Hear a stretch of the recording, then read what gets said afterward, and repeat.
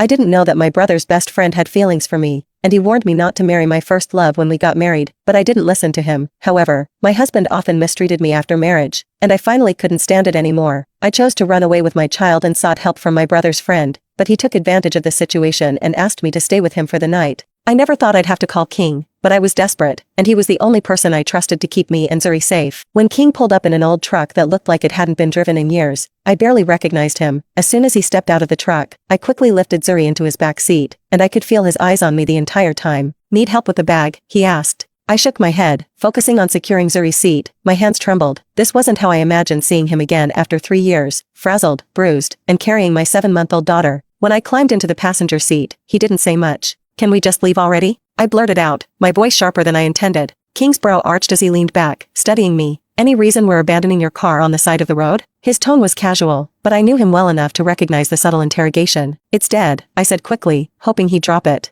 "I've got jumper cables in the back, I could just—" "The engine's dead, not the battery," I interrupted, my voice too rushed, too rehearsed. "Want me to call a tow truck?" he offered, his tone cool but pointed. "No," I snapped, gripping the hem of my hoodie tightly. "Isaac said he'd pick it up later." He tilted his head slightly. "If he found my nerves amusing, want to call him and make sure?" "No," I repeated, quieter this time, avoiding his gaze. He smirked, but didn't press the issue. "Got somewhere to be, kitten?" I stiffened at the nickname, hating how it sounded coming from him. I stayed silent, silently begging him to just start driving. Finally, he did, though I could feel his gaze flicking toward me every so often. "So," he said after a few minutes, glancing at the car seat in the back, "who's the kid?" "Zuri," I murmured. "And she's my daughter." He drew in a sharp breath, and the silence that followed was thick. "How old is she?" he finally asked. 7 months, I replied. King nodded, his jaw tightening. His emotions were unreadable, though I could feel the shift in the air between us. Anger? Jealousy? Resentment? I couldn't tell. I turned to the window, pretending not to notice. The rest of the drive passed in tense silence. The farther we got from my abandoned car, the easier it became to breathe again. Eventually, I broke the silence.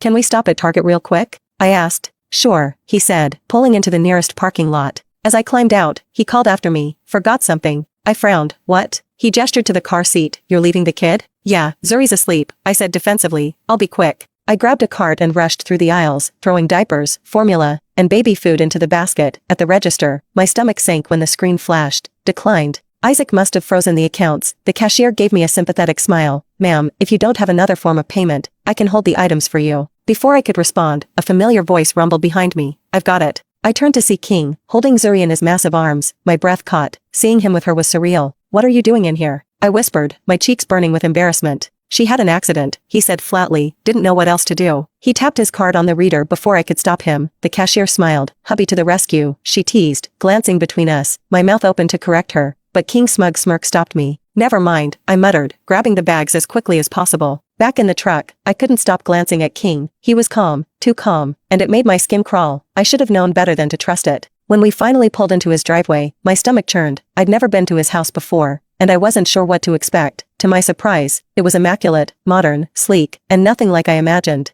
I followed him inside. After Zuri fell asleep in the travel crib King had set up, he handed me a glass of drink and sat across from me, his amber eyes locking onto mine. "Tell me the truth," he said, his voice low and probing. "Why'd your card decline?" My breath hitched. "It's probably just locked," I lied, forcing a nervous laugh. But King didn't believe it. His tone darkened as he approached. "Don't lie to me, kitten. I don't like liars." I didn't want to tell him the truth, but I knew he wouldn't let it go. Before I knew it, he reached out and gently pulled my chin sideways. "What are you doing?" I snapped away from his touch. His expression darkened, his eyes fixed on my pale bruise. "That man," he growled, his voice low and angry. "I should have dealt with him a long time ago." "Don't," I whispered. "Don't tell my brother."